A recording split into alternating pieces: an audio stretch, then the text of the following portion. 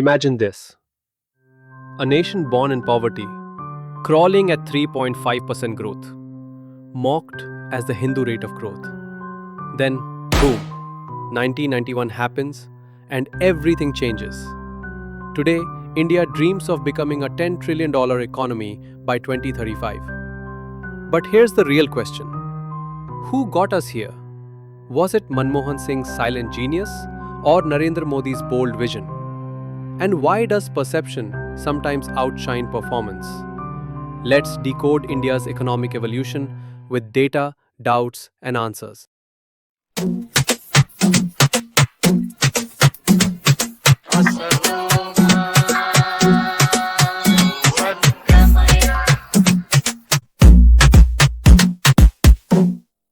Jai Shri Ram dosto. A country born out of colonial poverty, struggling with famine, fragile institutions, and a broken economy. Now imagine that same country aiming to become a $10 trillion economic superpower by 2035. Sounds impossible? Well, that is India's story. India's economy is like a pearl necklace. Each prime minister added their bead, some shining, some flawed. We call this the pearl necklace model, linking their policies to India's growth. From Nehru's socialist dreams to Modi's digital revolution, let's see who shaped what. We are leaving the bias at the door and letting the data do the talking. Ready? Let's dive in. 1947. India is free from the British looters who looted almost 45 trillion USD from Bharat between 1765 and 1938 and gifted the new India. With India still bleeding from partition, famine and colonial scars, Nehru chose socialism over capitalism. He builds IITs, PSUs and 5-year plans, laying India's institutional backbone. GDP? A modest jump from 0.03 trillion to 0.05 trillion. But the dream? Choked by food shortages, red tape and the slow Hindu rate of growth. Still, in a nation of zero, Nehru built the base. Enter Lal Bahadur Shastri in 1964. His call? Jai Jawan, Jai Kisan. He kickstarts the Green Revolution, pushing GDP to 0.06 trillion. Now the doubt is, did socialism hold us back? And the answer is, it gave us stability but choked growth. Lal Bahadur Shastri died on 11th January 1966 in Tashkent, Soviet Union, now Uzbekistan. Indira Gandhi takes charge in 1966. Her mantra, Garibi Hatao. She nationalizes banks, expands the Green Revolution, and pushes GDP to $0.19 trillion by 1984. She ran poverty campaigns and ruled with an iron fist. Bold moves, right? But wait, her emergency and over-centralization scared investors, inflation soared, and growth wobbled. The doubt here, was Indira's control a strength or a setback?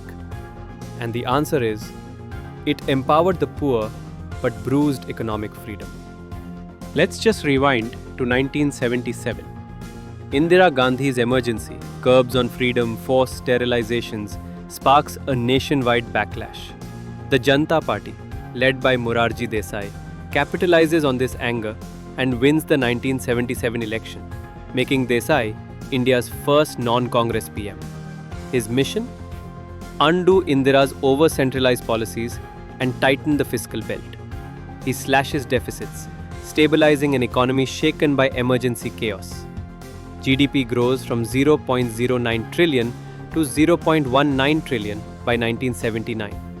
Decent, but not transformative. Just a clarification, Indira's GDP contribution hit 0.19 trillion by 1984 across her two terms, 1966 to 1977 and 1980 to 1984, not in 1977 alone. But Desai's coalition crumbles due to infighting, and in 1980, Indira storms back, winning elections by promising stability and populist policies. Doubt. Was Desai's contribution significant? Answer: it was negligible. His fiscal fixes were a temporary band-aid, overshadowed by political instability and a lack of long-term vision. Then came 1984.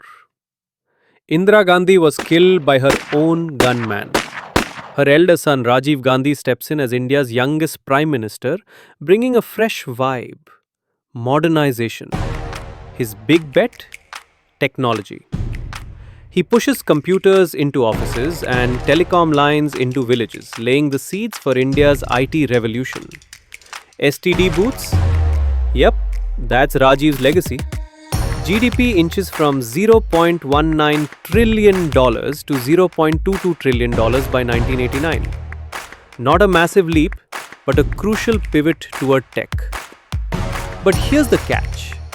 The before scandal taints his image and loose fiscal control fuels deficits. But did Rajiv's tech push make a real difference? Answer is absolutely. It set the stage for India's IT boom, even if short-term gains were modest. 1991. India's darkest economic hour. Foreign reserves barely enough for 2 weeks. Enter P.V. Narasimha Rao and his finance minister, Dr. Manmohan Singh. They broke the socialist shackles. Industrial licenses? Gone. FDI caps? Slashed. Rupee? Devalued. SEZs? Born. Result? GDP growth rockets. India jumps from 3.5% to 6 to 7%. This was the LPG moment. Liberalization, privatization, globalization. The biggest economic turnaround since independence. Well, the question here is, what if 1991 didn't happen? We'd be another Venezuela, stagnant and broke. But was it a bold, appreciable step taken by Manmohan Singh? Of course, yes. But the point is, there was no other choice. Atal Bihari Vajpayee takes the wheel in 1998. His vision? Connect India. The Golden Quadrilateral links our metros, and the telecom revolution puts phones in millions of hands. GDP doubles to 0.84 trillion by 2004. But Kargil and Pokhran sanctions tested his resolve. Doubt. Was Vajpayee's infra push enough? Answer. It set the stage for the next boom but needed more industrial muscle. 2004. Dr. Manmohan Singh, the economist, becomes PM. His era? A golden age of growth. GDP doubles to $1.86 trillion. RTI, Aadhaar, Manrega and FDI reforms make India a global player. But corruption scandals and coalition politics dim his shine. Doubt. Was Manmohan the best PM for growth? Answer: on numbers alone, yes. 2014. Narendra Modi arrives with a bang. His trinity? GST, UPI and Gati Shakti. We will be talking about Gati Shakti in more depth. But before that, let me tell you this. From street vendors with QR codes to bullet train dreams, Modi is formalizing India's chaotic economy. India's GDP currentty stands at $4.3 trillion. In 10 years, it grew from $1.86 trillion to whopping $4.3 trillion. 2.3 times. Demonetization and COVID-19 pandemic did cause pain. But when most of the countries are still struggling, India is the fastest growing economy. Modi's reforms are long-term bets, building a runway for India's 2035 dream. His secret? 3 things. 1. Branding. Modi's nation-first narrative resonates with billions. 2. Global stage. From G20 to vaccine diplomacy, he made India unmissable. 3. Structural reforms. GST, UPI, PLI, these aren't just policies, they're India's future. Now, coming to Gati Shakti. PM Gati Shakti is India's mega plan to revolutionize infrastructure. Imagine a future where India's roads, railways, ports, and airports work in perfect harmony like a well orchestrated symphony. That's exactly what PM Gati Shakti, India's national master plan, is all about. Transforming the nation's infrastructure and logistics to make it faster, smarter, and more efficient. Let's break it down with energy, clarity, and a sprinkle of wow. But why is PM Gati Shakti a game changer? India's infrastructure has been like a jigsaw puzzle with missing pieces. Disconnected plans, delayed projects, and skyrocketing logistics costs. Gati Shakti is here to flip the script. It's not just a plan, it's a revolution that aims to make India a global powerhouse by streamlining connectivity, slashing costs, and boosting economic growth. Let's dive into its superpowers. 1. Integrated approach, connecting India like never before. Multimodal connectivity. Picture this: roads, railways, ports, waterways, and airports working together like a dream team. Gati Shakti creates a seamless network for goods and people to move effortlessly. Holistic planning. No more ministries working in silos. Gati Shakti brings everyone, 16 ministries to be exact, onto one page, ensuring coordinated planning and zero overlap. Digital Powerhouse. A cutting-edge digital platform, the PM Gati Shakti National Master Plan uses real-time data to plan, monitor, and execute projects with surgical precision. 2. Economic growth and efficiency. Making India unstoppable. Slashing logistics costs. India's logistics costs are sky high, 14 to 16% of GDP compared to 8 to 10% in developed nations. Gati Shakti aims to bring this down, making Indian goods ultra-competitive globally. Last mile connectivity. From remote villages to bustling cities, Gati Shakti ensures goods and services reach every corner of India, driving inclusive growth. Investment magnet. A world-class infrastructure plan that's a red carpet for domestic and foreign investors. Gati Shakti screams India is open for business. Sectoral boost. Manufacturing, agriculture, tourism, you name it. Every sector gets a turbocharge with better connectivity and smoother trade. 3. Fixing the past. No more delays, no more drama. Breaking silos. In the past, departments worked like solo artists, causing delays and cost overruns. Gati Shakti brings them together for a blockbuster performance. Faster approvals. Say goodbye to endless paperwork. Gati Shakti streamlines approvals, making project timelines shorter and sweeter. No duplication. Why build two roads when one will do? Gati Shakti eliminates wasted efforts, saving time, money, and resources. 4. The core of Gati Shakti. Engines and pillars. 7 engines.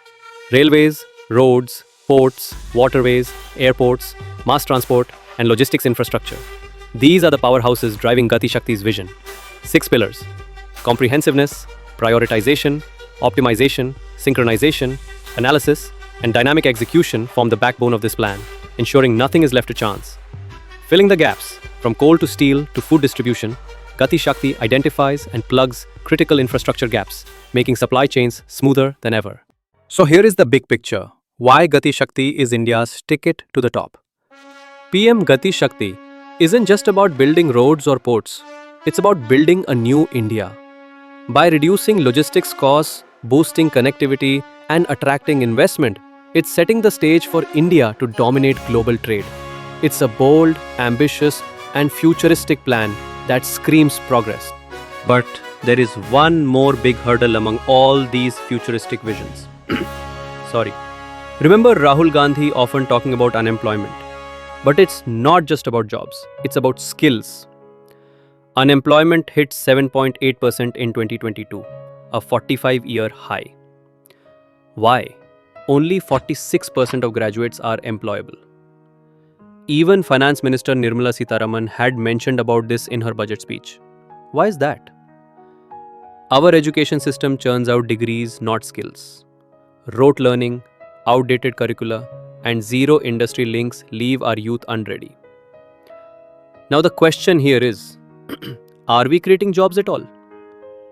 Well, the answer is yes.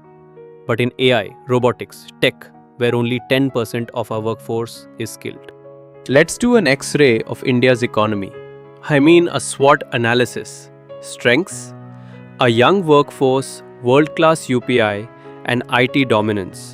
Weaknesses: bureaucracy, a massive skill gap, and 90% informal labor. Opportunities: nearshoring from China and a green energy push.